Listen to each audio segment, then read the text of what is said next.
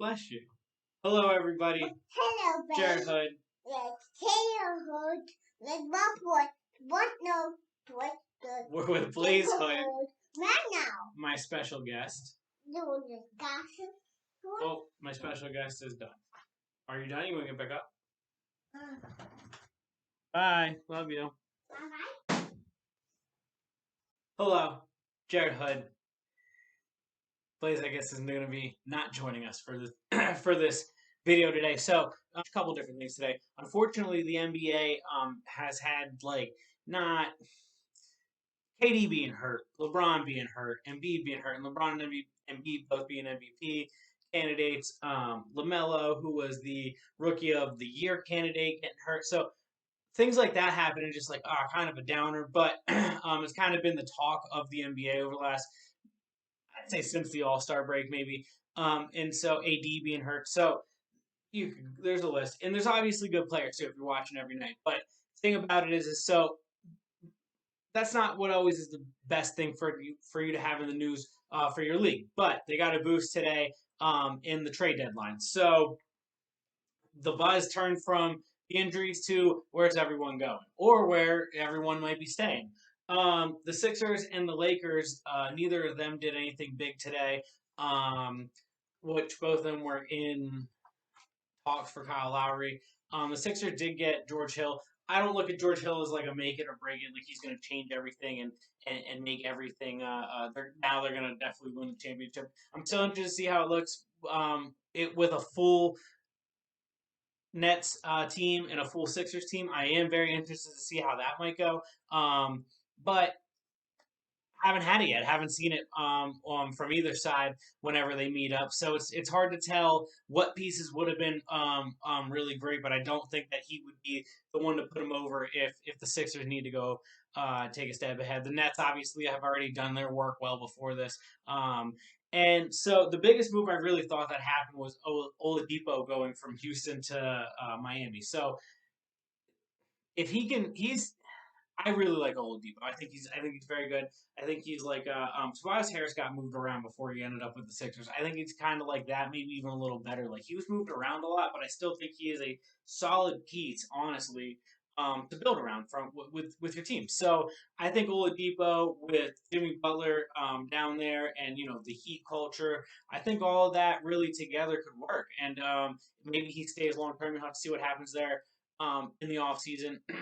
Houston moving on from him, I know it's hard to today be like, oh man, this is great because I'll never forget the first day of the process as a Sixers fan when maybe it wasn't even the first day, but maybe it was the first day that I really put it together. They traded Drew Holiday on draft day, and I heard about it for a little bit before that, but when it actually happened, I was really hurt and disappointed because he was my favorite Sixer at the time. I mean, look what he turned into. I was hoping that this is what he would blossom into, and he's been even better, honestly, than I could have imagined. I mean, he's still standing the test of time out there in Milwaukee, and just he's playing very well.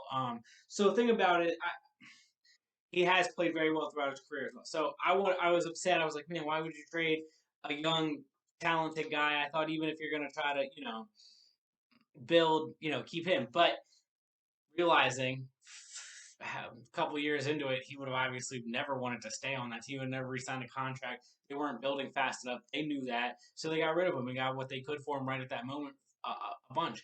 And so I think what Houston's doing by getting a bunch of picks, look, the best way to move forward from a superstar is to be able to build. Like if you look at Oklahoma City or Houston's future in their picks, it's better than nothing, right? So, I know today it might sting for Houston fans, but I really genuinely, it's going to be all right in the future if they do the right thing with the picks. You never know, and it's not as drastic as Oklahoma City with the picks. It's not as drastic as the Sixers with the process. And there's definitely been missteps along the way. There's definitely things where you feel like they could have gotten better. I don't like that they were putting out bad trades that they knew they weren't going to get, or somebody was putting out bad trades that they knew they weren't ever going to get, like Ben Simmons. Um, that hurts the overall what you're going to end up getting at the end of the day for the superstar that you're trying to trade. So That's really those kind of missteps. Sure, I would. It's frustrating, but moving on from that, overall, what they're right now with, instead of having a James Harden or Oladipo who doesn't want to be there in the future anyways, and Oladipo go for nothing, you have, I think it's like 6 picks, 7 picks, and a couple players who you might be able to move for picks here coming up in the draft this year or whatever. Not saying any of those names pop off the screen either that they traded for. So Lowry staying in Toronto. I mean, I don't know if he wanted out or if they just told him they wanted to move on from him. I'm not really sure how that situation turned out. I know there was a Siakam situation with the coach. Look, they've had a lot of issues with this COVID. They're not up in Toronto. They've had a lot of players in and out of the lineup because of it, an exorbitant amount, and they played through it more than I think a lot of teams. But either way, Kyle Lowry and Fred Van Vliet together have been extremely good. They're per 60 like 2 weeks before the All Star game when they were on the court together, and everything else was going well around. Like, not everything, but just when they had some pieces half decent around them, those two had the best per 60 as a backcourt. So interesting. Um, their defense is also pretty jumps off the screen when you look at some of the advanced stats. Interesting because of what they could maybe possibly do in the playoffs if their pieces can come together right. No idea. If they keep Lowry in the future, then it doesn't matter that they didn't trade him. But if he walked for nothing, that's kind of rough losing him and Kawhi both for nothing when they both not one. I don't know Kawhi didn't, but when Lowry was trying to, or you were actually trying to get something from shooting too high again. I heard some of the trades that they were trying to pull off with the Lakers might have been a little too high, but I think the Lakers offered a half decent one. I don't know if they offered 3 players though, so that I think they offered 2 players and some picks. I know Caldwell Pope was one of them. The other guy with the long name. Now I'm drawing the blank. Why? Anyways, I would like to see Lowry play with the Laker. I would love to see him with LeBron and AD. Wouldn't mind him coming to Philly. He's a good player, really good player. Obviously getting up there in age, but he'll give you all he got. So I mean that's that's a big thing. But we'll see about his situation moving forward. I'm sure either way, the Toronto right now. I know they're a little lower in the standings, like out of the playoffs. But either way, whether they make it or not, I think they're going to be active in the offseason. Um, we all know, what they have made move wise in the past, and a lot of people, sometimes it's bold, but sometimes they just didn't get that bold move that they were looking for. So Gordon to Denver, Denver needed something, that stuff that he gives them, stuff that he can give them, on the low end. Nothing crazy. I mean, Orlando, I don't know. I don't. I can't even tell you what's going on in that situation. Evan Fournier, they traded him to Boston. He was their best player. He was leading them in everything. Points, rebounds, assists, you name it. I think blocks as well. I don't love to see that as a Sixers fan that the Celtics got a guy who, even on a bad team, was putting up good numbers. We'll see how he fits with them. Boston's obviously been shaky. Hopefully, this isn't the thing that steadies them per se. So we'll see about that moving forward. Rondo going to the Clippers for Lou Will. Lou Will going to Atlanta. Rondo is a great player in the playoffs. I think that's been proven. Everyone's talking about how he's kind of like a coach. Excuse me.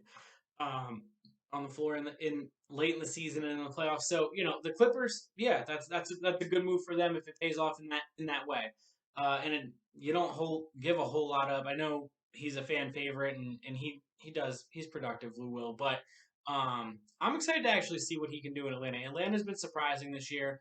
Not surprising. They're on, I think, course of when you draft somebody like Trae Young. Well, you know what I mean. Draft Luka Doncic and trade for Trae Young. But either way, um, they're on the track that you would hope that your franchise would at least be, at minimum, be after getting a great player like him a couple years ago. So Spurs gonna buy out Aldridge. That's crazy too, right? If you think long term. go back to when that all started. May not have worked out to where everyone thought they were going to be, but the Spurs are also higher in the standings than I actually thought they were going to be this year. Aldridge apparently might go to Miami, but he's going to talk to a couple teams from different things I've read throughout the Twitter world and other sports, actual sport chaps, not Twitter. Bleacher Report, ESPN, other credible ones, CBS Sports, whatever. I use a bunch of different ones, Sprockle, a bunch. The Blazers, the Suns, the Spurs, like I said before, they're all kind of surprising to me. They've done really well, especially obviously the Suns being second. I know injuries to the Lakers and whatnot, but the Suns just being where they are, it's impressive. Golden State and the Golden State and the Grizzlies, both of them are in that position where they're going to be fighting for that weird spot, that new one that they just put in this year, taking it from the bubble last year. But them being in that situation, I mean, wasn't fully expected from either of those franchises too. So that's interesting and surprising. In the East, the Hornets, the Knicks, and the Hawks. As I said before, they all surprising as well. And Pacers, if I'm not mistaken, yes, the Pacers and the Bulls are going to be fighting for that spot as well, for that last spot there. So interesting in the East there. So interesting again, overperforming getting in the playoffs. I understand the East definitely not having as much over 500 teams as the West, but still, I mean, teams getting in there that you'd like to see in there. Like I said, the Grizzlies, when I was talking about them, I thought like Trae Young, just like Trae Young and Ja Morant. Small stuff like that.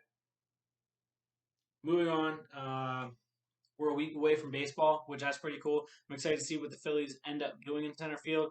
Sounds like it's still kind of an open competition. I know Scott Kingery's actually not doing that well, but Roman Quinn is doing pretty well. Even though every time it seems like we see him, he's not doing that well. But he actually, his numbers, he's batting a little bit over 300 just a couple days ago. So we'll see. We'll see. I thought it was locked. I really did. I was saying about Odubel, but I'm excited for baseball in general.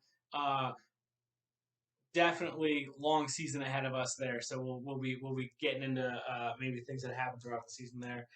The Bristol Dirt Races this week. Pretty excited about that. I watch NASCAR, so that's pretty cool. I like the dirt tracks in general, and definitely other things involved in it with a stock car instead of a dirt car. But it's going to be pretty cool seeing them make Bristol a dirt track and put stock cars on it. So definitely just wanted to get a video out there because I haven't done one in a while. The draft, the NFL draft's coming up, so I'm definitely going to talk about the quarterbacks at minimum. I don't know how deep I'll get into the drafts.